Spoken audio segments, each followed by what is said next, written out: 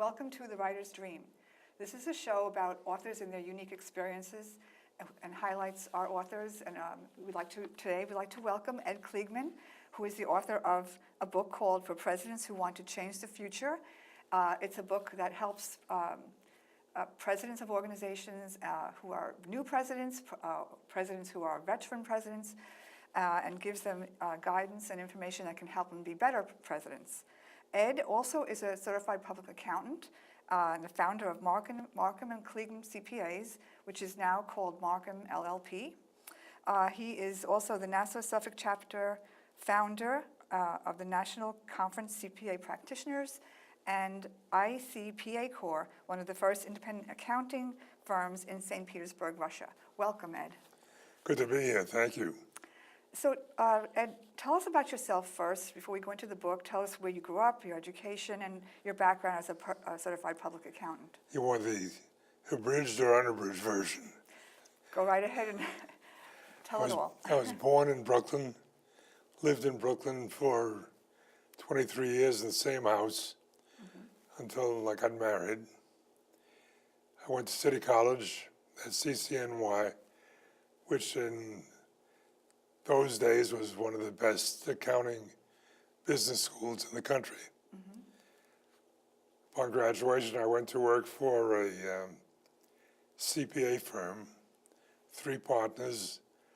One was, the other one was in the middle, and the senior partner was extremely good and meticulous, and I loved to work for him.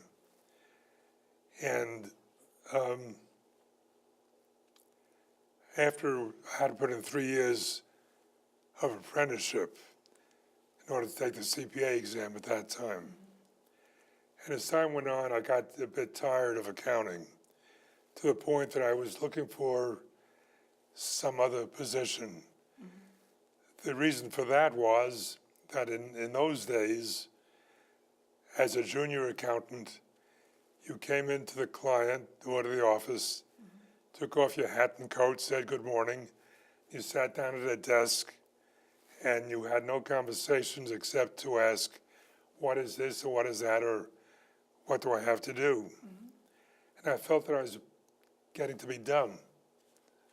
I guess I realized that I'm a people person. I like to deal with people. Right.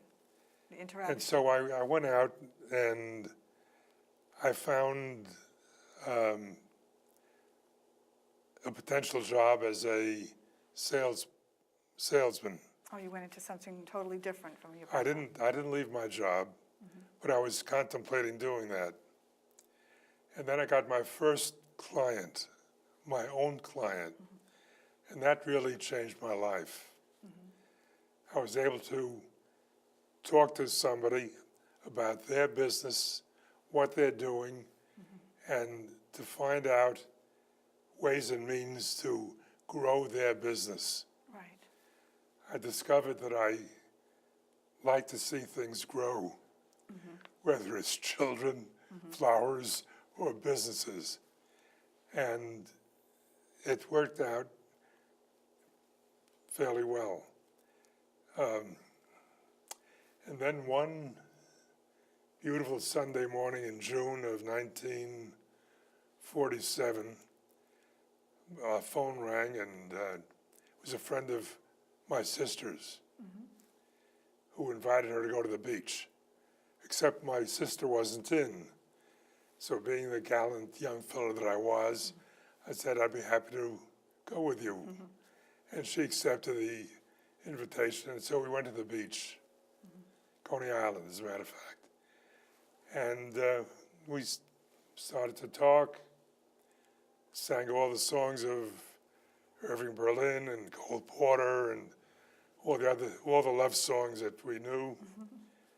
And we had a great day. And I asked her if she could go out with me Monday. She said, well, she had a babysitting job. I said, well, why don't you see if you can allow me to get permission for me to come and visit with you there. And she did, and they said it was all right. And I asked her to marry me. And, that was pretty quick. She was the right one. And she said yes. I knew this was going to lead to that. It was, it's amazing. Yeah, that's wonderful. And I passed the CPA exam, and I'd always thought of being in business for myself. I never contemplated working for someone. And fortunately, I got a few new clients, and it was a struggle. And then I got an offer through one of my clients to get desk space in an insurance office. And of course, it was a very expensive undertaking. I think it may have cost $20 a month. In those days, that was a lot of $20 a money. month was, A lot of money, yeah. and So your business was born. That's when your business began. You launched a business. well, I'd been working out of my house, but this is an opportunity to be with a firm that might refer clients to us, to me. Right. Well, $20 was a big expenditure in those days. And I met a fellow who I liked, a CPA, who was still working for a firm. And he decided he'd come into practice with me, and we formed Edwin Kliegman. We picked the name out in a very scientific manner. We flipped a quarter. He won. How long were you with Mark and Kliegman? We were together for 31 years. 31 years. And then Ed got sick, and we had informally realized and decided to do a plan for ourselves because the practice was growing, and it worked out very well because Ed got sick, but we had You put hired a business plan in place? yeah, Yeah, and as I say, it was informal. We didn't right, put it in writing, but we knew what we wanted to do. right. We knew we had to hire staff. We knew that we had to have some of that, or one of that staff, or some of that staff become a partner one day.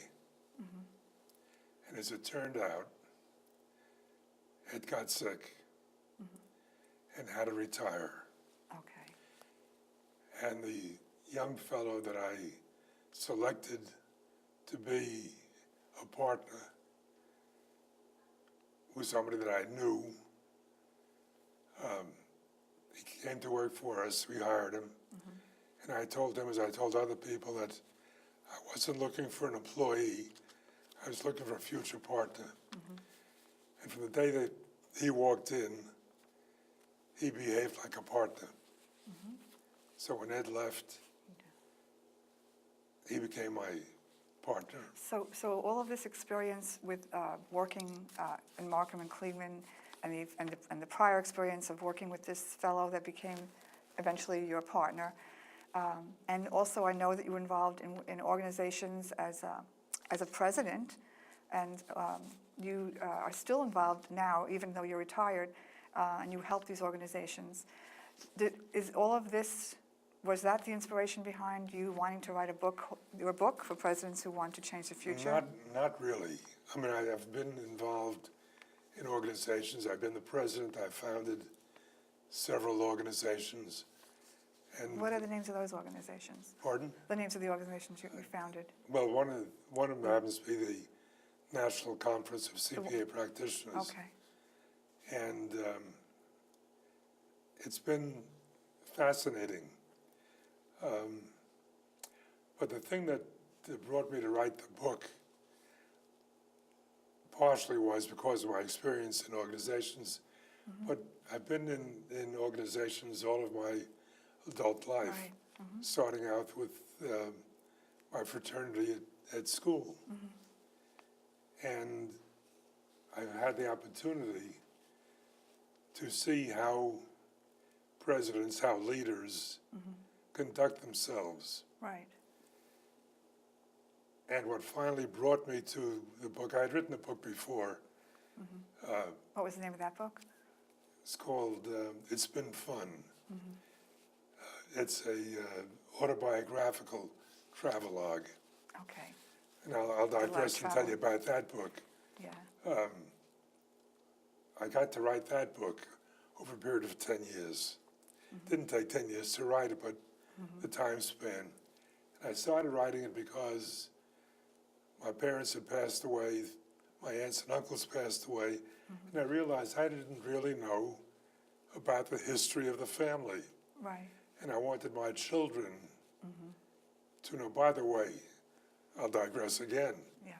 My claim to fame really is we had 4 children, 2 boys and 2 girls. Perfect. We have 8 grandchildren, That's great. 4 boys and 4 girls.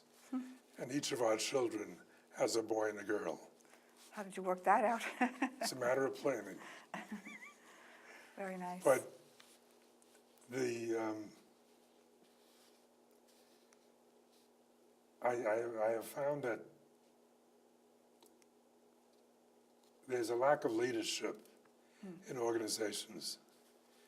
Why is that, do you think? Why is, Well,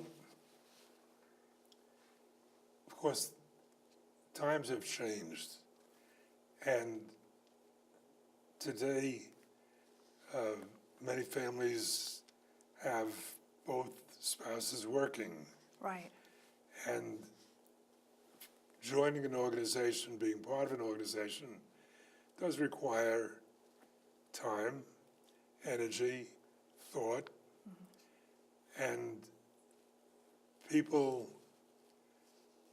are hesitant to take time away from family to devote to organizations. and they also have, today's society, that people are coming and going, there's just so much going on in people's everyday lives that I think that you have to really think about, pick and choose the organizations that you're going to belong to. That's correct. But there are a lot of people who want to be in an organization. It can be a lot of fun, but you have to think about it. You have to plan it out. The reason that I think, and I hate to sound as if I know it all, but the reason I really enjoyed being president of an organization Yes, was because I thought about it and planned out what I would like to do. you had goals, you set So goals. when I came into the presidency, I knew what I wanted to do. Yeah, And that doesn't happen today. And what happened, actually, the thing that inspired me, if you will, to write the book, yeah, was I was on the nominating committee of an organization. And I asked the president 2 questions. First, what would you like to do during your tenure of presidency? The answer was, gee, I really haven't thought about it. Well, I almost fell on the floor. And the second question was, who would you like to have as your executive vice president? Gee, I really haven't thought about that. so there really wasn't any And planning involved. I could not believe, and the first time it happened, it was a shock, and it's happened quite often since then. And I don't understand how one can become, A or leader think of becoming a president, a leader, without having goals. without thinking about it. So I decided I was going to write a book. How does this assist people who are leaders? How does the book assist people who want to become a president, Well, who are already a president now? the book really, it's a leadership manual. It tells a leader, a potential leader, exactly what to do before they become the president. For example, when you're nominated to be president, the nominating committee submits a slate of officers. Right. I suggest in the book that the president first meet with his executive vice president and tell him or her what he or she plans to do over the tenure of their presidency and have an understanding of how we're going to operate. Let the exec know what you're going to do. And then meet with the vice presidents, do the same thing. Right. And then meet with the board and have an entire board meeting and let the people know what your plans are and what you expect of them and what they can expect of you. Right. That's all there is to it. Right. One It's more just a thing. matter of laying out a plan. That's really it. Yeah, a foundation. And you have to establish a chain of command. They have it in the service. It goes up and down the line.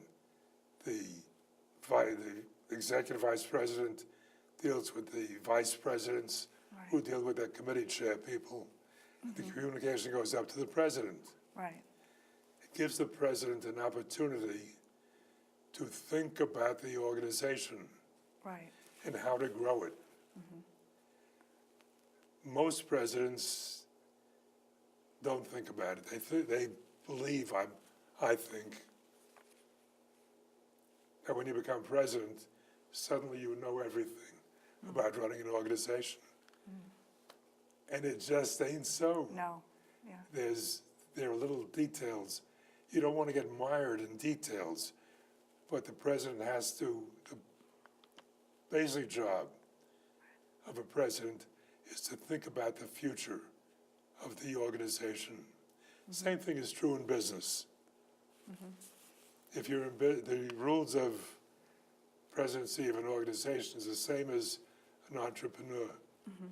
There's a certain procedure You have to that you follow. follow, and if you Right. don't, Yeah, you're well, going to that's why struggle. people write business plans, to follow certain procedures and policies and lay out a plan that's going to hopefully succeed and you accomplish your goals eventually. How come you understand that? The truth of it, it's very frustrating Yeah. because you talk to the boards or the presidents of organizations and you say that to them in language you just expressed, which to me is so clear, and they don't do anything about Probably it. the time factor. People don't want to put the time in because they don't have the time. Or, It's not the president's job to spend the time. right. You appoint a committee And delegate. and delegate. Delegate And responsibilities. that's the other thing that you have to do. And you tell that to your people, that you're going to delegate such and such to do whatever jobs it is. Right. And it's their responsibility to do that. Right. They may mess up. I mean, we all mess up. Well, you learn from mistakes. But the basic job is to do this. You delegate and you tell them, you lay out a time schedule. Many times a president will charge a committee to do a particular job. And they don't say, I want to have a report 4 weeks from today. And if 4 weeks come around, you don't get the report, what happens so often is, well, we'll do it push 6 the weeks. deadline. Yeah. You can't do that, Right. because once you do that, Setting precedent. the impression is, I can do whatever I damn please. Excuse me, I shouldn't use that language. Right. But that's what happens. Right. And so the book is geared to help a leader. It's written in 3 sections. The first one is what the president should do and lays out the procedures and has a checklist at the end of the chapter. The second part of the book is an analysis or a description of committees and how the organization works. And the last part, which is probably the most important part, is to have a leadership training session or group of sessions Right. for the people, the officers and the board, That's so that that's an everybody's idea. working on the same Page, right. page. Now, let's just go into something a little more creative. You explained about the whole idea of how to be a good president and how to lay out a plan. what about writing the book now? When you wrote the book, how long did it take you? Was there any challenges? Did you have problems with writer's block? What was the most favorite part of writing the book, and what was your challenges in writing the book? The best part about writing the book is finishing it. Yeah, Right. seeing the finished product, right? But it's